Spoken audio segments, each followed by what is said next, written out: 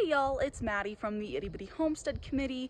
It is a gorgeous day up here. We are starting to have it to where we don't drop below 30 at night. The grass is starting to grow, the trees are starting to bud, and I am getting super excited to plan my garden. So I thought today we could go over the general things that you should look at when planning your garden for the year. So let's hop into that. So the first thing you're going to want to do is to figure out what zone you're in.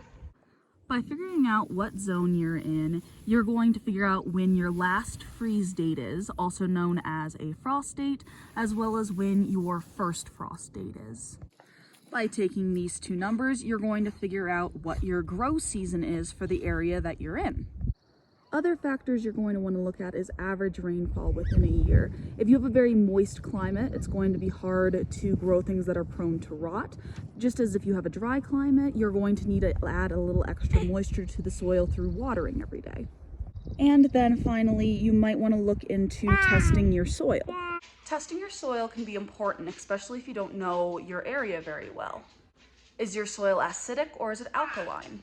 You might need to add things to your soil to make it more hospitable for things to grow. If you are interested in getting your soil tested, I would check out Ormsby Farm and Yogi Hollow Farm. Both of those channels are amazing on their own, but they have also tested their soil within the past couple of months, and I do believe they have discount codes, so go check them out. Next thing you're going to want to do is get the dimensions of the area you're planting in.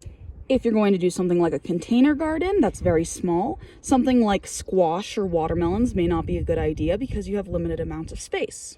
Whereas if you're looking at planting in a larger area, you might be able to do more vining plants. Also think about things like vertical gardening.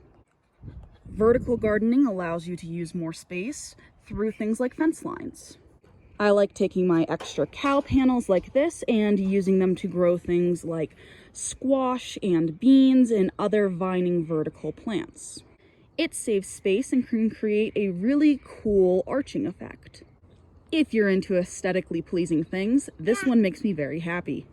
So if you look at the back of a seed packet, it has a bunch of information to include how long it takes for a plant to get mature and when you can start the plant indoors.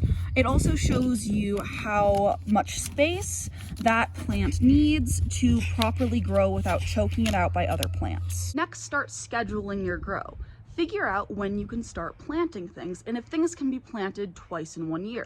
For example, in our climate, you can plant beans both in the spring and in the fall, making it where you can have a double bean harvest. If you have the capability to grow inside or you have a greenhouse, you can fudge your numbers a bit and make your grow seasons longer. By planning your grow, you're able to limit the amount of seeds that will actually work in your region.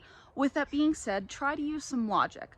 For us, we only have about a 90-day grow season, and although I can fudge the numbers left and right by bringing things inside, it may not make sense to get a plant that takes 120 days to germinate and produce fruit. With that being said, make sure you are using your resources. I really love grow bags and containers that I can shift into the garage if we are going to freeze for the night early on in our planting season. Finally, we have the seed collection. I'm really bad about this. I love collecting seeds. With that being said, sometimes I'm really bad about hoarding them. I, like many homesteaders, might go a little overboard in the amount of seeds I have and how many things I want to grow. With that being said, it's time to ask ourselves some logical questions. Do you really need 50 different varieties of tomatoes? Probably not, but do you? Prioritize what you're going to grow. What did you eat last year? If you're able to grow 1 million radishes, it won't matter if your family doesn't eat them. Just as if it doesn't make sense to grow 20 pumpkins if you're only going to use 1 or 2 during Halloween. Ask yourself, what will your family actually eat? Another question I would ask is, what worked for you last year? If you're asking me if I'm going to grow tomatoes again this year, I'm going to try it, but I'm not going to use quite as much space because they totally failed last year. Instead, I'm going to grow more squash because it was a better plant variety for us. And finally, use buddy plants.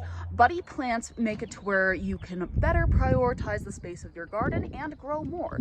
If you ever heard of the Three Sisters method, that is a version of buddy plants, but there are so many more. So yeah, those are kind of my tips and tricks to planning your garden. I would love to hear what yours are. Soon I'm going to be getting into how we start seeds and all of that other stuff.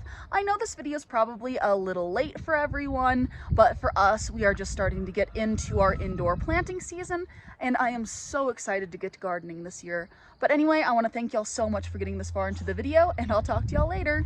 Bye.